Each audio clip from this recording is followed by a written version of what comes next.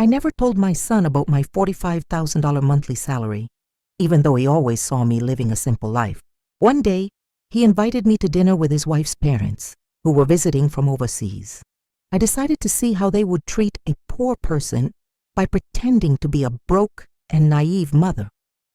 If you've ever felt hidden or underestimated like I did, subscribe to the channel so you don't miss more stories like this one. You're not alone in this. But the moment I stepped through the door of that restaurant, everything changed. What happened that night left my daughter-in-law and her family reeling in a way they never saw coming. And honestly, they had it coming. Let me take you back to how it all unfolded, because my son David, now 36, had no idea who his mother really was. To him, I was just the quiet woman who left for work at dawn, came home exhausted, and made meals from whatever was on sale at the grocery store.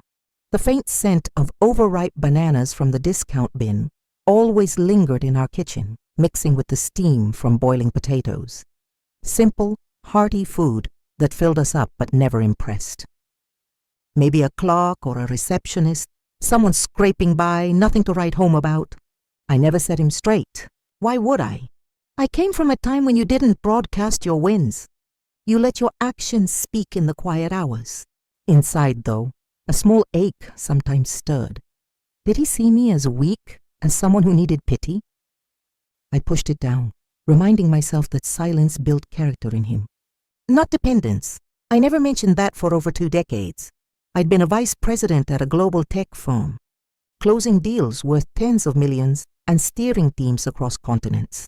The boardrooms smelled of polished oak and fresh coffee, fluorescent lights humming overhead as I signed off on mergers that reshaped industries. Money wasn't a billboard. It was a tool I wielded silently. I stayed in the same cozy 2-bedroom rental in Fremont, Seattle for years, peeling paint on the trim flaking under my fingers when I traced the walls, a second-hand couch that sagged just right under my weight after long days. I shopped at outlet malls, the air thick with synthetic fabrics and bargain bin perfume, drove a paid-off Honda Civic from 2012 that rattled softly on potholed roads, and banked every bonus into index funds. Wealth grew in the shadows, patient and unseen, like roots pushing through cracked concrete.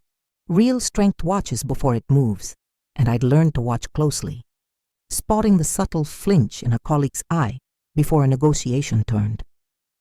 That's exactly what I was doing when David called me that rainy Wednesday in October. The phone buzzed on my scarred wooden kitchen table, rain pattering against the window like impatient fingers. His voice carried that old familiar edge, nervous like when he'd broken my favorite lamp as a teen and tried to glue it back together, the jagged edges never quite aligning. "Mom, I need a favor. Rebecca's parents are in from Europe. First time stateside. They want to meet you. Dinner Saturday at this nice spot downtown. Can you make it?" Something twisted in my gut, a cold knot tightening as I gripped the phone, the plastic warm from my palm.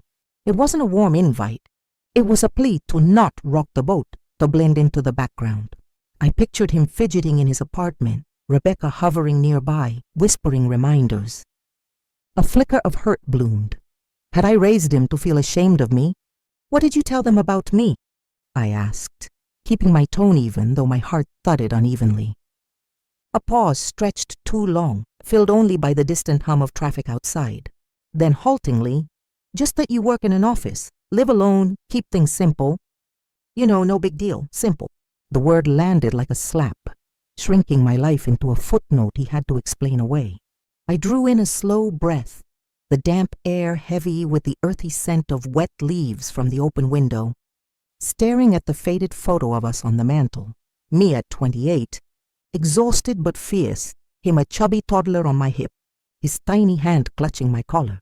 A wave of resolve washed over the sting. "All right, David, I'll be there." I hung up, glanced around my living room, thrift store lamp casting a yellowish glow, generic prints on the walls curling at the edges from humidity, a coffee table scarred from years of use, rings from countless mugs staining the surface. If he saw me as poor, if her family was primed to size me up, I'd hand them the version they expected. Broke, clueless, a struggling single mom just getting by. My hands trembled slightly as I set the phone down, part fear of what I'd uncover, part quiet thrill at the gamble. I needed to witness their real selves, unfiltered. My gut whispered they were the sort who tallied net worth before offering a smile, their warmth as conditional as a flickering bulb, and my instincts rarely missed. They'd saved me in cutthroat deals where a wrong read meant downfall. As Saturday dawned gray and drizzly, typical Pacific Northwest, the sky a heavy blanket pressing down, I rifled through my closet for the drabbest pieces. A baggy navy dress from a clearance rack, its fabric pilling under my fingertips, scuffed flats that had seen better days, the soles worn thin from endless walks to save on bus fare. I stuffed my hair into a limp bun, strands escaping like weary sighs, smudged on minimal makeup to look perpetually tired. Shadows under my eyes deepened with a touch of gray powder. In the hall mirror, fogged slightly from the bathroom steam, I was invisible, the kind of woman waitstaff overlooks, blending into the wallpaper. Ideal. But as I adjusted the frayed strap of my denim tote, a hesitation gripped me. What if they surprised me with kindness? The thought lingered like the faint, musty smell of the old bag, a fragile hope I tucked away. I called a rideshare to the restaurant La Belle Époque, an upscale French bistro in Seattle's Belltown, where entrees ran $90 a pop and the wine list read like a stock prospectus. The driver navigated slick streets, wipers slapping rhythmically, the car's heater blasting stale airs that carried hints of his pine freshener. No prices on the menu inside, just elegance that screamed old money, velvet banquettes, silverware glinting under chandeliers. As the car wove through traffic, excitement mingled with a pang of sorrow, sharp as the rain stinging the windshield. Part of me yearned to be wrong, to see warmth despite the rags, to feel David's pride instead of his cringe. But the corporate warrior in me, who'd negotiated hostile boardrooms for 25 years, the sharp tang of whiteboard markers and the low buzz of tension, knew better. I pressed a hand to my chest, feeling my heartbeat steady, stealing for the reveal. The driver pulled up to the valet stand under glowing lanterns, their light fracturing in puddles like scattered diamonds. I tipped him with crumpled singles from my change purse, $8 on a $20 fare, coins jingling as I counted them out, and stepped out, clutching a frayed denim tote that smelled faintly of library books. The doorman in his crisp tux barely nodded, his breath visible in the chill. Inside, crystal chandeliers cast a soft glow over linen-draped tables and hushed conversations, the air rich with garlic and butter, undercut by the faint, metallic tang of expensive wine. David spotted me first, waving from a corner booth with a view of the waterfront, ferries cutting through the dark sound like ghosts. He was sharp in a button-down and slacks, but his smile faltered as he took in my outfit. His eyes flicked over the dress, the shoes, the bag, widening just a fraction, a muscle twitching in his jaw. "Mom, you made it." The words hung awkward, laced with discomfort, his hand hovering as if unsure whether to hug me. Beside him sat Rebecca, my daughter-in-law, in a sleek black sheath that hugged her frame, diamond studs glinting at her ears like tiny accusations. She air-kissed my cheek, chilly, obligatory, her perfume sharp and floral clashing with my unscented skin. "Good to see you." Her gaze darted away, tense, fingers twisting the stem of her water glass. Then I met them, her parents, already ensconced like judges on a bench, the booth's leather creaking under their weight. Her mother, Lydia, shimmered in a sapphire gown dripping with pearls that clicked softly as she moved, silver-streaked hair in a French twist, her face a mask of refined frost, lips painted a precise crimson. Next to her, her husband, Warren, in a bespoke suit with a Rolex that caught the light like a warning, exuding boardroom gravitas, his cologne heavy and woody. I shuffled over with hesitant steps, shoulders hunched against an invisible chill, playing the part to perfection, the faint squeak of my flats on the polished floor drawing no eyes, David pulled out my chair, a rickety one at the table's edge, wobbling slightly, and I sank into it gratefully, the vinyl cool against my legs. No one offered water or a menu glance. The sommelier presented leather-bound menus thick as novels, their pages crisp and scented with fresh ink. I fumbled mine open, squinting at the French script, my fingers leaving faint smudges. Lydia watched, lips pursed into a thin line, her pearl earrings swaying like pendulums. "Need help with that?" Her voice dripped faux concern, eyes not quite meeting mine, a subtle arch to her brow. "Yes, please. All these words. I don't get them."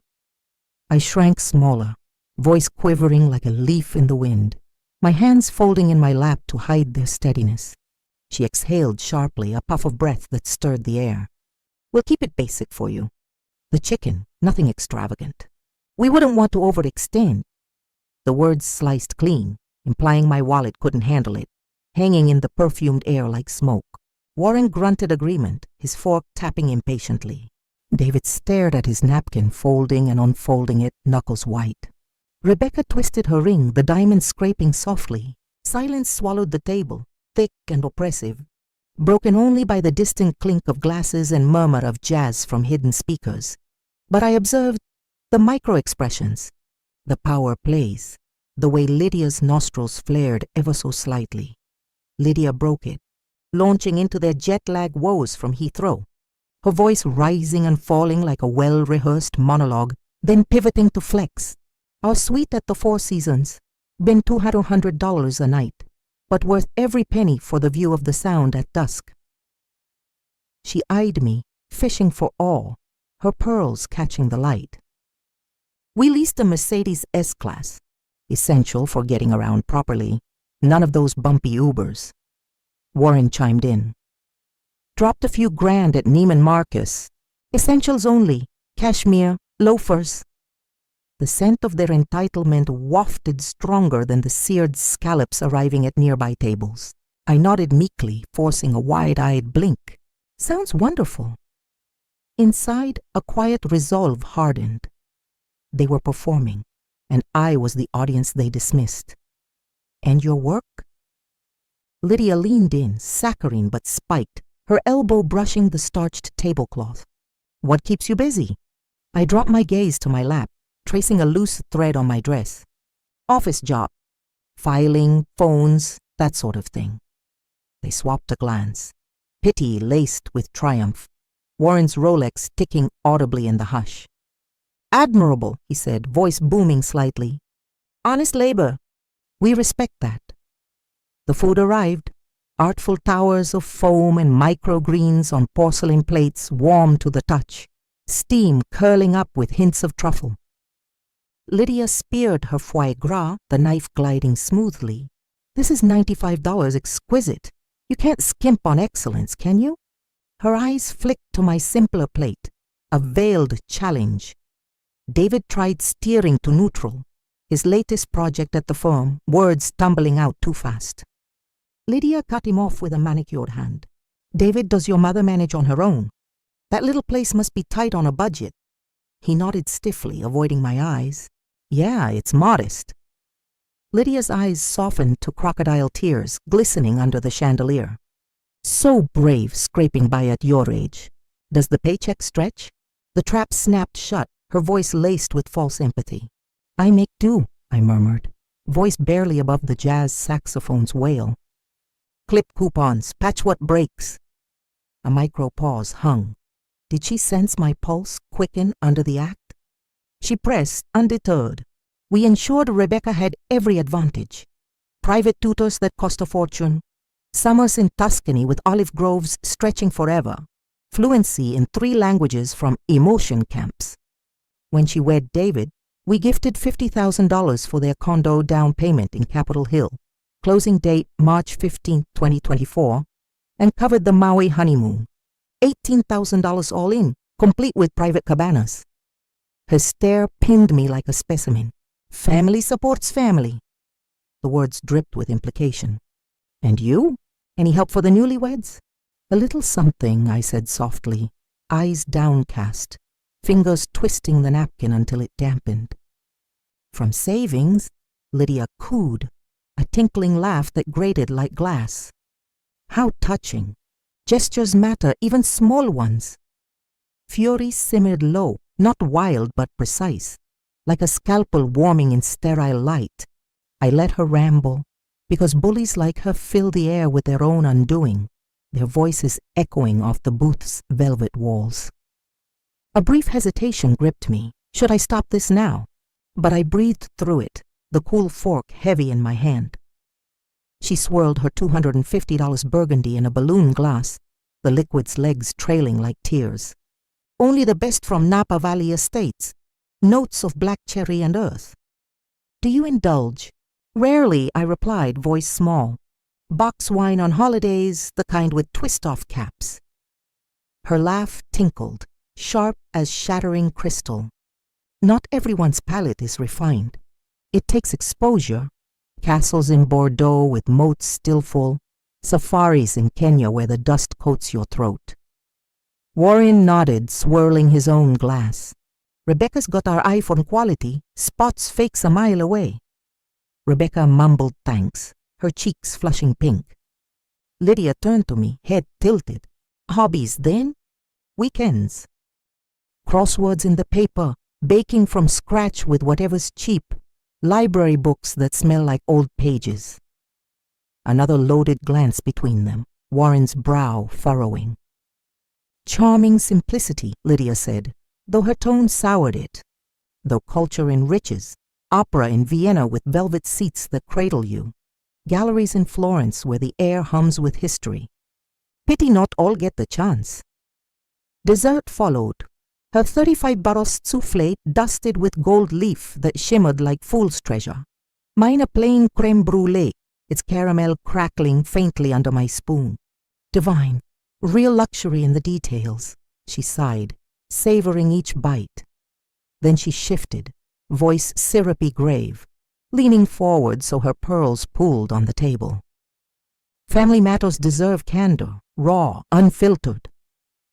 David stiffened, his fork pausing mid-air. Mom, not now! Lydia waved him off with a flick of her wrist, bracelets jangling. Hush! This concerns us all. To me, we adore David, respect your efforts raising him solo, admirable grit. But marriage demands stability, financial, emotional. We've subsidized generously, yet we sense burdens. Her eyes bored into mine, expectant. Burdens? I echoed faintly, my voice cracking just enough, heart pounding against my ribs. Yes, she pressed, undeterred by the table's sudden chill. Your situation weighs on him. A good son frets over a mother on fixed income, alone in that drafty apartment. It strains things, dinners like this, future plans. Rebecca studied her fork, tines glinting, refusing to look up. David gripped his glass, knuckles paling, a bead of sweat tracing his temple. Lydia softened falsely, patting the tablecloth. We propose aid, a modest $600 monthly stipend for comfort, bills covered. In return, grant them space. Less calls, fewer visits. Let them thrive unencumbered. The bribe landed. Pay to fade away. Erase the embarrassing pauper. Her words wrapping around me like damp fog. A surge of nausea rose. How dare they quantify my place in his life? David erupted, voice cracking the hush. Stop it, Mom. That's enough. Lydia soothed with a hand on his arm, her touch light as a spider. We're reasoning maturely. She gets it. I dabbed my mouth with the napkin, the linen absorbing a faint lipstick smudge, sipped water, cool and metallic, letting tension coil like a spring. All eyes on me, Lydia expectant, her smile predatory. Warren smug, arms crossed. Rebecca mortified, biting her lip. David pleading, eyes wide with apology. My voice emerged steady, stripped of frailty, cutting through the jazz like a blade. Generous proposal, Lydia. Clarifying questions. She beamed, sensing victory, leaning back with a rustle of silk. Fire away. This stipend, $600 exact, for vanishing from David's life? She faltered, pearls shifting. Not vanishing merely. Supporting independence, I finished, my posture unfolding inch by inch. How much for the condo? $50,000, she boasted, chin lifting. Honeymoon? $18,000, 2 weeks paradise, all inclusive. $68,000 total largesse, she preened, swirling her wine. Love knows no limits. True, I said, voice even. But did it purchase loyalty? Or mere compliance? The air chilled, forks clattering softly as hands froze. Lydia's smile cracked, wine glass trembling. Pardon? You've monetized the evening, hotels, cars, baubles, yet skipped asking about my health, joys, pains. You priced me at $600. What does that buy you? A beat of silence, the waterfront lights flickering outside like distant warnings. Warren bristled, chair scraping. Misreading our charity. Charity? I countered, eyes locking his. Or excision of the inconvenient mother-in-law. Silence deepened, heavy as the rain now drumming the windows. I straightened, no more hunching, shoulders squaring under the baggy dress. Lydia averted her eyes first, glancing at her plate, a flush creeping up her neck. You praised solo warriors, I continued, voice gaining steel. Ever been one? Built sans safety net, she huffed, recovering. I oversee our portfolio, estates in Provence with lavender fields that stretch forever, villas in Cape Town overlooking the ocean. On Warren's foundation, I noted calmly. I forged from nothing, nights alone with a calculator and dreams. David gaped. I'd shielded these tales, never burdening him with my climb. Pregnant at 24, father bolted like smoke. Kin disowned me over Sunday dinner. My throat tightened at the memory, the sting of rejection fresh. Minimum wage, night shifts post-birth, the factory air thick with oil and exhaustion. Daycare via neighbors who charged in canned goods. 12-hour days blurring into community college nights. Self-taught coding on a clunky desktop that overheated. Contracts devoured from library books smelling of dust. I paused. Forks stilled, the table frozen. Rose from data entry, 9-hour in 1998, to VP. Deals like the 120mm Mojo. Invoice Preke 4721, signed 4th 2018, under fluorescent lights at 2 a.m. And now? Lydia whispered, voice thin. $45,000 monthly. Over 11 Peter's career gross, including bonuses and equity, plus tech stocks that compound quietly. Jaws dropped. David's napkin slipped to the floor with a whisper. Rebecca gasped, hand to mouth. Warren scowled, deep lines etching his face. Lydia blanched, pearls dull in the light. VP Global Strategy, 20 years. Budgets in billions, 15,000 staff under me. Decisions rippling from Seattle to Singapore. David choked, eyes glistening. Mom, why hide it? I met his gaze tenderly, a soft ache blooming. To forge you with grit, not gold. Effort over inheritance. I feared money would soften you, make you chase shadows instead of substance. Rebecca stammered, voice breaking. But the apartment, the clothes, that Civic with the dented fender? Proof isn't parade, I said. I dressed poor tonight to test you, to unveil masks. And the masks slipped fast, Lydia sputtered, voice rising. Preposterous. David would have known. Someone would have let slip. I shaped that illusion. Investments compound unseen, like interest in a forgotten account. Warren growled, fist clenching. Doesn't excuse deception. Deception? I echoed sharply. You burdened me as a leech, bribed silence at $600. Who's deceiving whom? I rose slowly, the chair legs scraping like a verdict. Money buys no grace, no heart. Lydia shot up, gown rustling furiously. You duped us, played the fool. You duped yourselves, relishing disdain till truth flipped the script. Rebecca teared up, mascara smudging. I didn't know. I should have stopped them. You knew their cruelty, I said gently, a pang of empathy for her flicker. Yet stood idle, fear's heavy chain. A brief, reflective pause. Had I been too harsh on her, caught in their web? David neared, hand on my arm, warm, grounding. Mom. I hugged him briefly, inhaling his familiar soap scent. Boundaries now, son. Their control ends. Yours begins. Lydia seethed, trembling. This isn't over. We're family. It is, I replied firmly. Counteroffer. 1 point tomatoes if you prove kindness to the penniless. No strings. She gaped, mute, mouth opening like a landed fish, from my tote. I slid a black Amex Centurion engraved Victoria Lang VP, its metal cool and heavy. Cover dinner, tip 25%. From your naive in-law. Lydia recoiled but grasped it, the weight sinking in, her fingers whitening. No need, she hissed through gritted teeth. I know, but courtesy demands. Lesson you skipped, Warren pounded softly, tableware rattling. Outrage. Humiliation. Where was outrage at your petty parade, probing my scraping by? The check arrived, $820 total, leather folder slapping down. David offered hastily. I got it, Mom. No. I withdrew another from my wallet's hidden fold. Matty black titanium, invitation only, edges sharp as truth. Her eyes bulged, recognition dawning.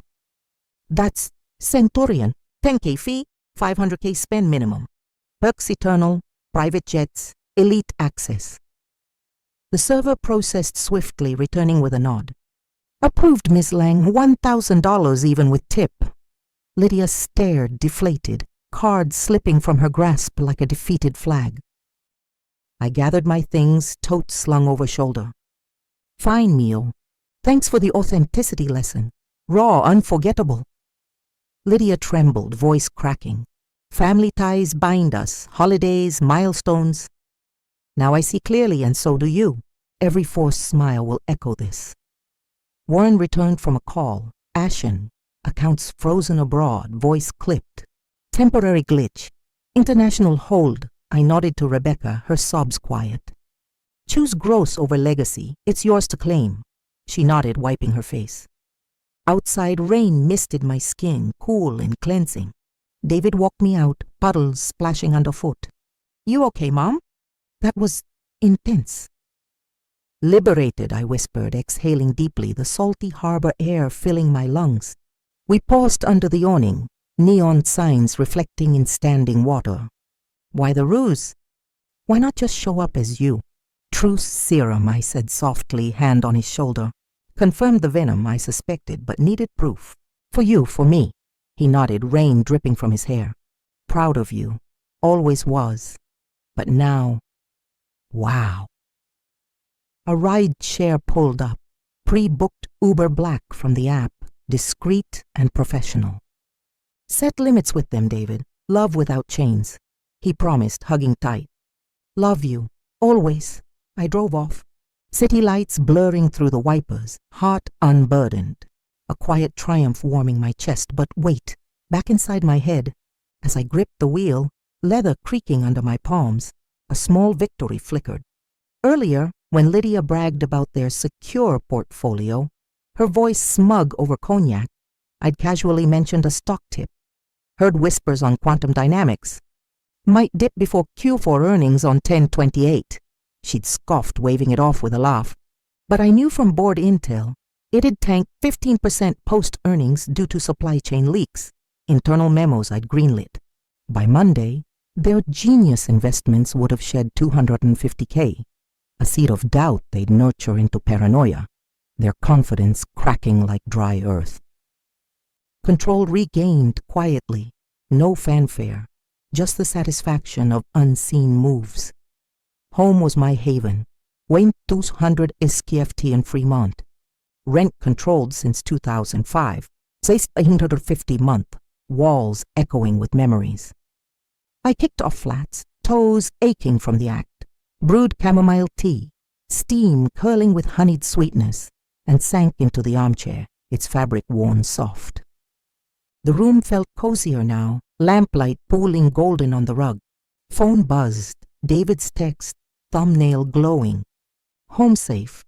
Talking to Rebecca now, setting boundaries. Then Rebecca, forgive me? Ashamed of them, of me. I typed slowly. Time heals if actions follow. You're more than their shadow. A vulnerability hit me.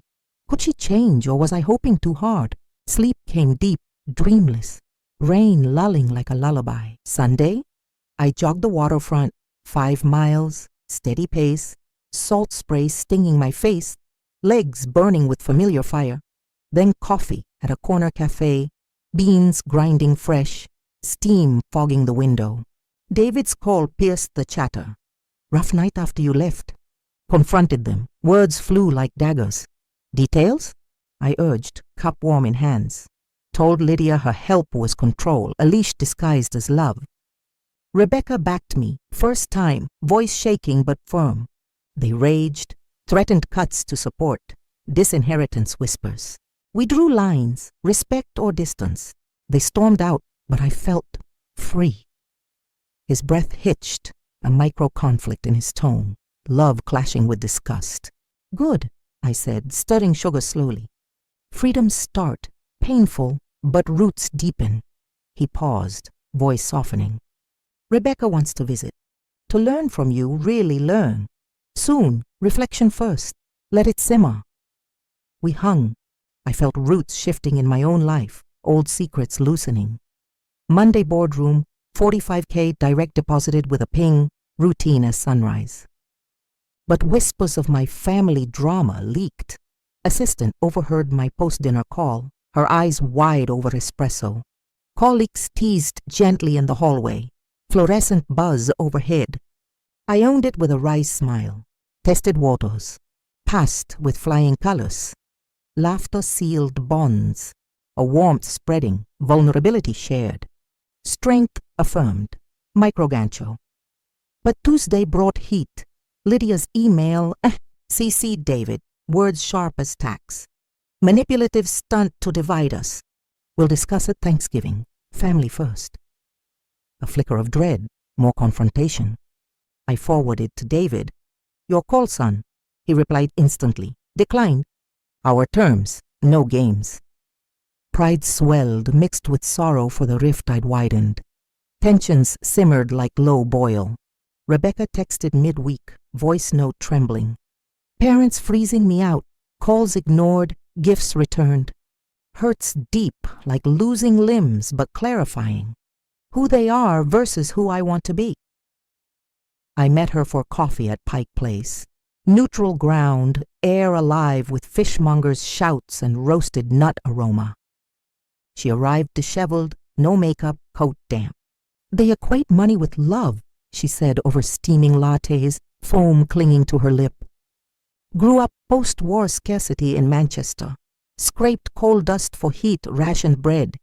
Built wealth clothing up, now hoard control like it's oxygen. Explains, doesn't excuse, I replied, stirring gently, the spoon clinking. Break free, start small, question every must-have. She nodded, eyes glistening amid market bustle. Want your way, quiet power, no spotlight. We walked stalls, shared salmon samples, smoky, fresh, bond sparking, raw, real, her hand brushing mine in thanks. A reflective pause. In her, I saw my younger self, trapped. Yearning climax brewed 3 months later in January. David's birthday dinner. Neutral venue, a cozy Italian spot with checkered cloths and garlic bread scent. Lydia Warren insisted RSVP's terse. I arrived authentic. Tailored wool dress, hugging comfortably, subtle pearls cool against my neck, hair loose and silver streaked. Their jaws tightened as I entered, candlelight flickering on their faces. Lydia, dressed up now. Another performance? Her voice sliced, fork stabbing pasta. Truth now, I said evenly, sliding into my seat, wineglass stems smooth. No games, tired of them. Warren sneered over his tiramisu. Your truth cost us. Quantum stock plunged 18% after earnings 1028. 250K loss, markets punishing fools. That's why we insisted on this dinner tonight. Needed to regroup after that hit. I shrugged, buttering bread slowly. Markets shift. Due diligence matters. Next time, listen. A hush fell. David's hand tensing on mine under the table. David intervened, voice firm. Enough. We're celebrating, not litigating. cake, stories, joy. But Lydia escalated, pearls clacking. David, she's poisoned, twisted you against us, planted doubts like weeds. Rebecca snapped, standing abruptly, chair scraping. You twisted yourselves, with snobbery, measuring souls by ledgers. I won't play any more. Tears streaked her face, raw vulnerability cracking her poise. Warren boomed, face reddening. Ungrateful! We built empires from rubble. You spit on it. I leaned in, voice low but carrying. Empires of cash, voids of soul. I built legacy, son with spine, daughter-in-law finding hers. Lydia lunged verbally, napkin crumpling. You'll regret isolating us, holidays ruined, grandkids lost. Her eyes darted, fear beneath fury. David stood, chair toppling softly.